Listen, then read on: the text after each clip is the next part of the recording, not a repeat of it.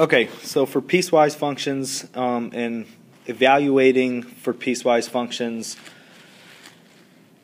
you basically have more than one function, and you use one function if the x is less than or greater than a certain number, and another function if it's the other way. So let me do a couple examples. And I have three different piecewise functions here: f of x, g of x, and h of x. So what I'm going to do is, if I'm looking for f of, let me do a different one. If I'm looking for g of 2, okay, well, g of 2, that means I'm going to use the g function, but I have to check which one of these am I going to plug it into. I'm going to plug it in for x for one of them, but I have to make sure it's the right one. Since which one of these categories does 2 fall into? Is 2 greater than 5 or is 2 less than 5? Well, since 2 is less than 5, I'm going to plug it into that function there. So I have 2 squared minus 4. I'm plugging it in for x in that function, and 2 squared is equal to 0, or I'm sorry, 2 squared is equal to 4. 4 minus 4 is equal to 0. So what that means is g of 2 is equal to 0. Okay, I'm going to do a couple more. Let me try f of 4. Well, I'm using the f function. And which one am I going to use if f is 4? Well, the boundary is 4. It says x is less than 4 here, and x is greater than 4 there. Well, which one is it going to fit in then? It's going to fit in the top one, because the top one is the one with the equal bar on the inequality. Where it has the bar under it, that means less than or equal to. So since it's equal to, I'm going to use that one. And I'm plugging 4 in for that one, so I have 4 squared minus 5. Well, 4 squared becomes 16. 16 minus 5 is 11. So f of 4 is equal to 11. And now I'm going to do an h. H of negative 6. Well, h has 3. So what I use this one if the x is less than 3. I use this one if this says x is greater than or equal to 3 and less than 5. So what that means is between 3 and 5. And this one says x is greater than or equal to 5. So if x is greater than or equal to 5, okay, sorry about that. If x is greater than or equal to 5, I would use that middle one.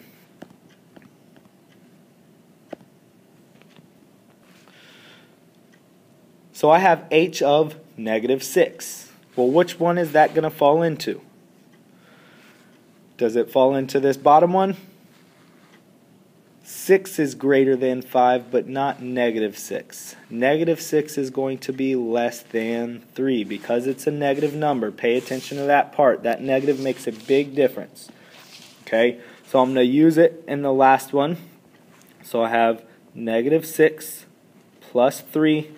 Negative 6 plus 3 becomes negative 3.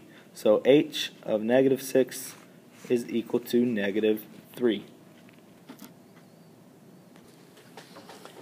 Okay, so now we're going to be graphing the absolute value function.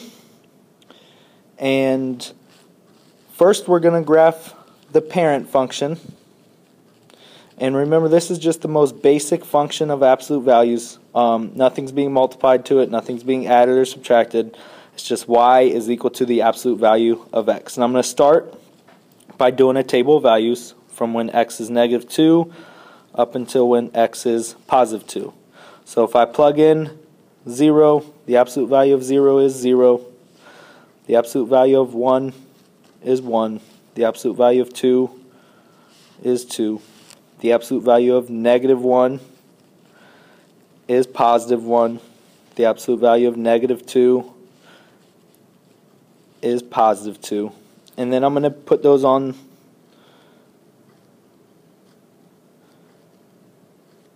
on the graph.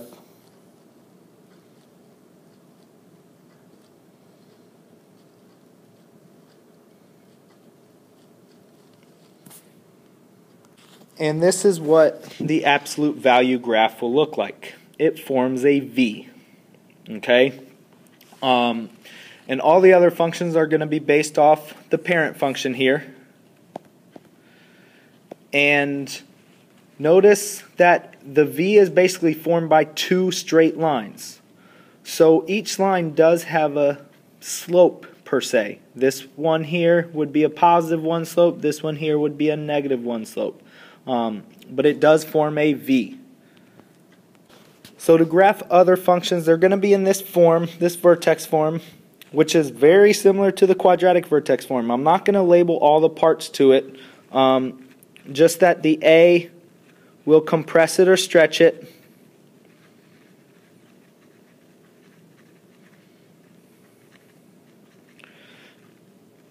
If the A is negative, it reflects across the x-axis.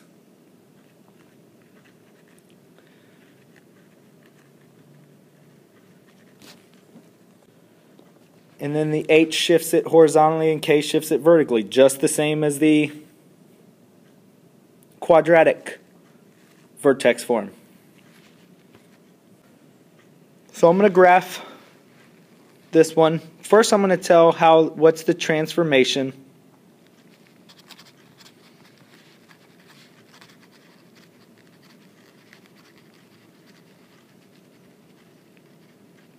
And then I'm going to graph.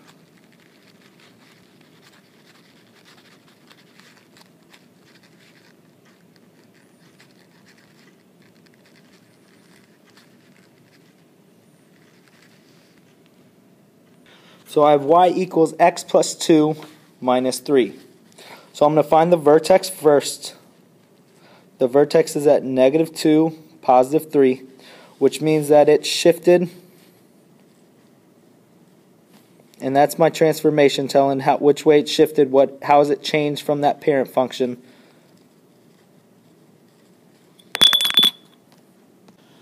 So it's shifted left 2 and down 3. Remember, you have to use the opposite sign of what's in that absolute value of the h. So it's that same parent function shifted left 2, down 3. It's not stretched or compressed any because the A is a 1, and it's still opening up because the A is a 1. So my vertex is at negative 2, positive 3.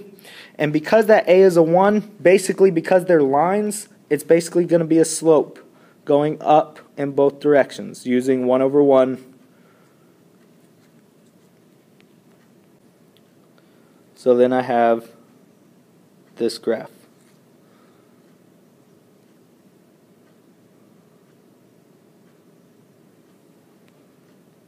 There, that's better. I'm going to do a couple more. So I'm first going to describe the transformation or the translation, and this one is shifted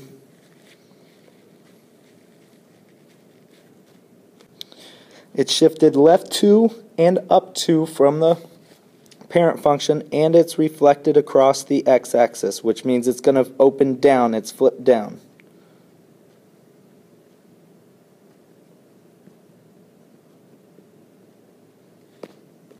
Okay, so if I'm graphing this, my vertex is at negative 2, positive 2. Negative 2, positive 2 is right here. And then my A is a negative 1, so instead of going up 1 over 1, I'm going to go down 1 over 1. Now I'm going in both directions because it's going to make that V.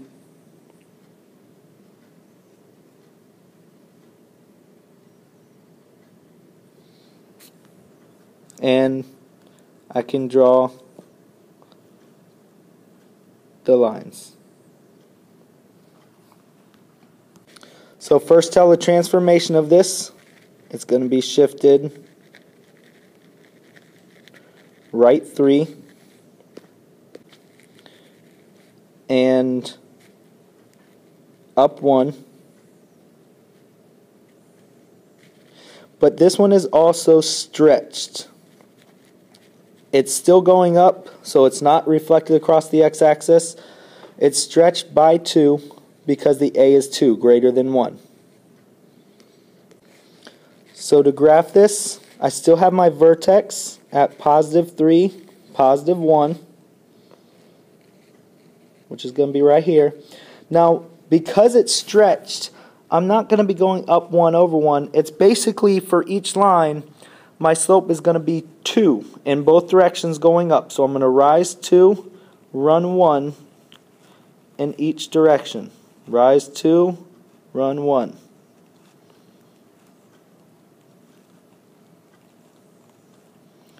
And you see how this one's going to be a little more narrow because that a is greater than 1. The absolute value of a is greater than 1. Okay, here are some U-try problems. Go ahead and try these. Use the same for 1, 2, and 3.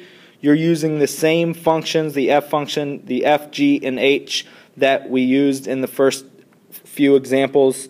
And then for 4, 5, and 6, describe the transformation first, how it's changed from the parent function, and then actually graph them as well. Okay, so here's a little joke for you. How do you get a tissue to dance? You put a little boogie in it.